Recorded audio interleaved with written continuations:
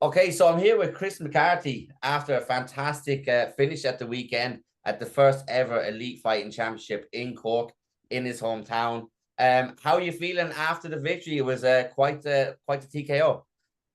Yeah, no, it was a really good show. To be fair, the first one in Cork now, Elite Fight Championship. So I really enjoyed it. Like, especially it was my first time fighting in Cork, so it was great to have like my friends and my family there.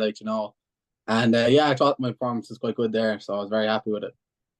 Yeah, one thing I noticed was you come in and you hit hard, and you come in and you hit punches and bunches. You hit a couple of shots at a time at one time as well. Did you know that those shots were taking an effect on him and wearing him? Because I could kind of see that they were wearing on him over time and time and time, and that you were eventually going to get him out there. Did you feel that you were going to get him out there before if it went to a decision?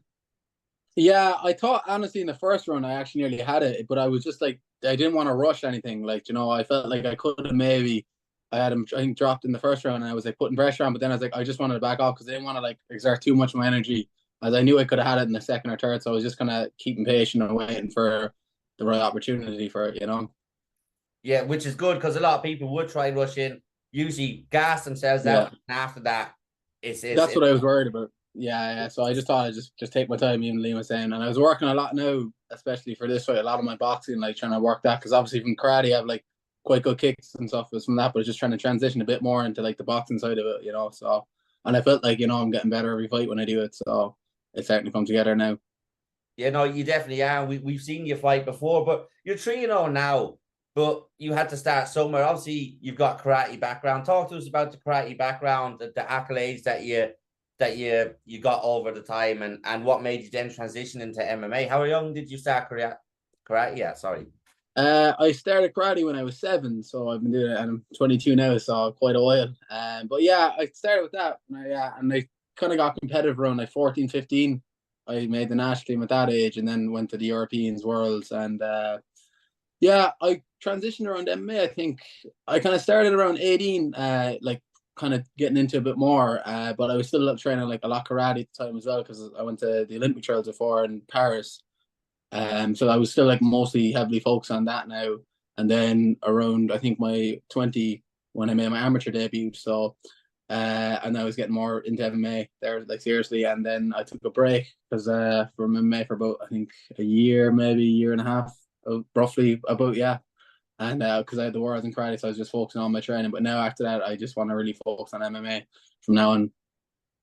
You know, and you're transitioning quite well into it. But you talked about with the karate, you like going to the world champions. What kind of a feeling is that to go and to go to the trials and to go to these big competitions after sacrificing your whole life up until this point for it? Like, what's that kind of feeling like? Yeah, I think it really helps, like, because obviously competing at like very high level in karate, like, does help when you go into MMA as well, because like you've been there before, but like a lot of people watching you, like the spotlight and stuff like that, like so it helps a lot, like even with the nerves and stuff, like before my last few fights, like so being able to compete at a high level and that like does help you transition, I think, over quite well as well.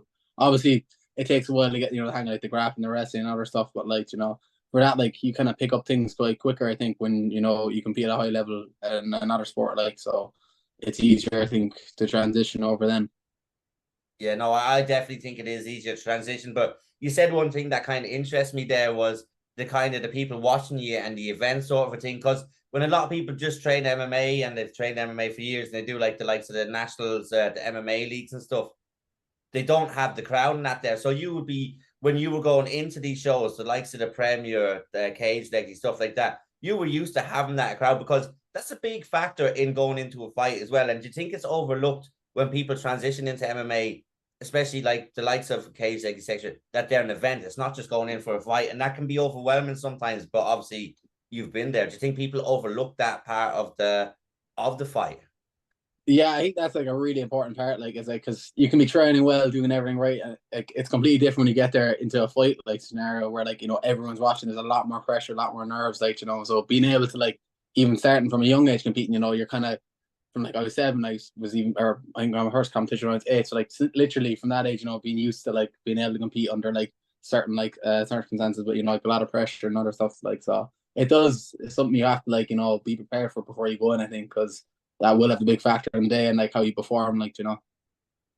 So Yeah, definitely getting that experience from like the last like good few years in karate like did help a lot, I think.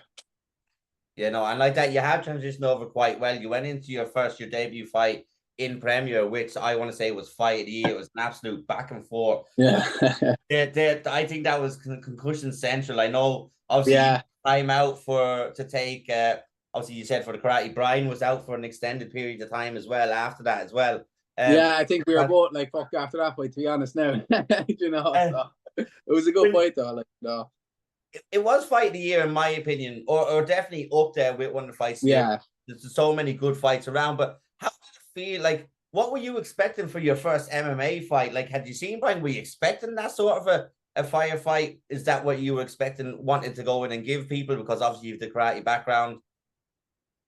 Yeah, like I think going to that fight, obviously it was like my first fight, so like, you know, I had trained MMA for probably like a year and a half, I'd say, before anyway. So kind of obviously it is a lot different than your very first one. Like I knew obviously, you know, sparring and stuff, it's a bit different than when actually going and fight. But no, I knew Brian because I knew he was a good guy and you know he's tough, like he hits hard as well. Like so I knew it was gonna be one of those fights where like, you know, it's just gonna be like a war for 3 rounds. So but it was good though, you know. No, it was good, and obviously like that. You said you took the break. You came back this year, and you're after fighting twice in 2 months. Obviously, you fought a cage Lexi, got a decision there. You got the TKO here. So your three kind of victories are three like very, very good victories. Looking back on them as well. Are you looking to stay really active now in MMA? It looks like because two fights in. Is it two? It's two fights in 2 months, isn't it?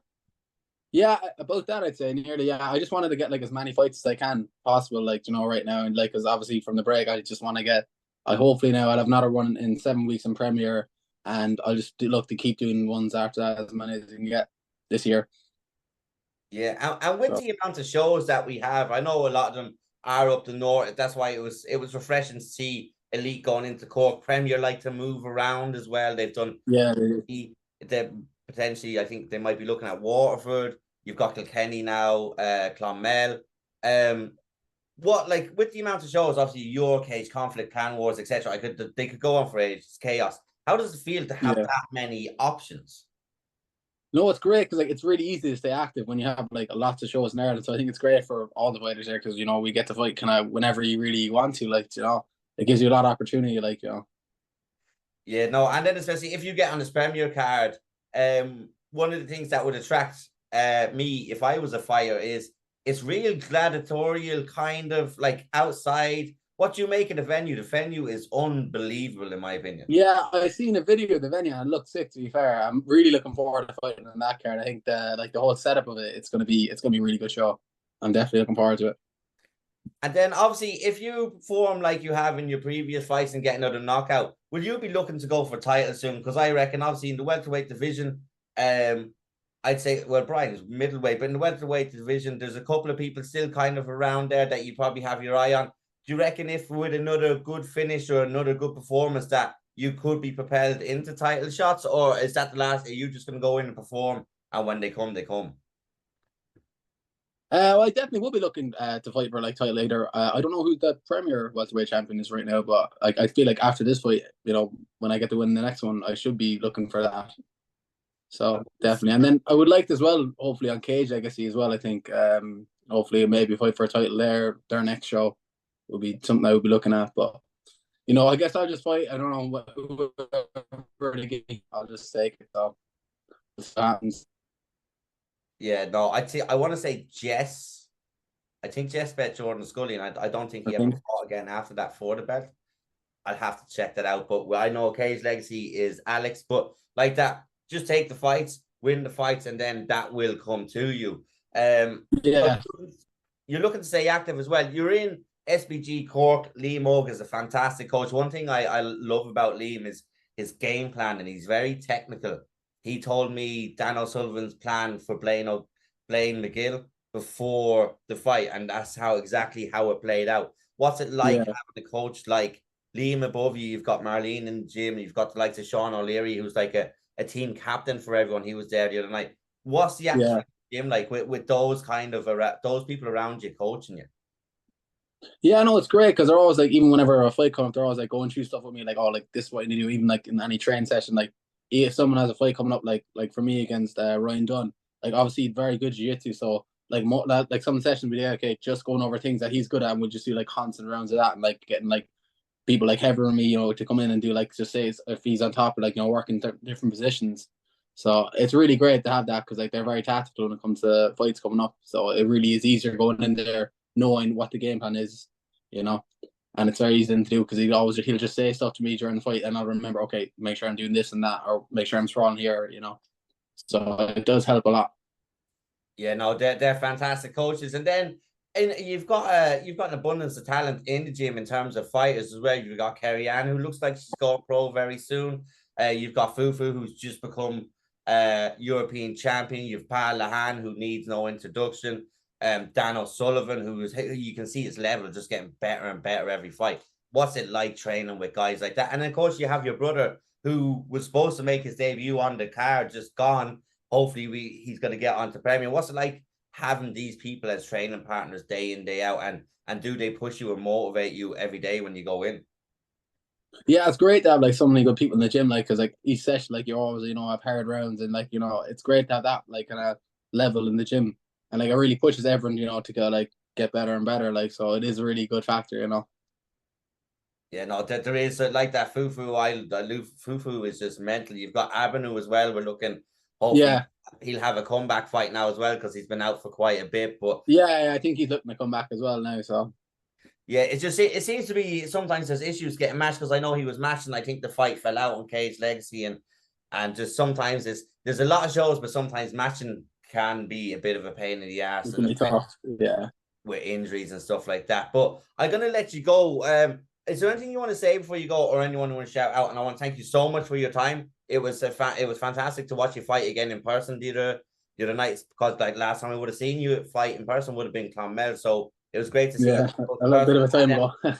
And then have the chats and like that. Hopefully, I will be seeing more of you as the shows continue this year, because I'm going to be going back to shows. But is there anything you want to say before you go, or anyone you want to shout out? And thank you for your time. Oh, no problem. Thanks for having me on it. Just say thanks to all my friends, family, and my team as well. Perfect. Thank you very much, and enjoy your evening. Thank you. You too. Perfect.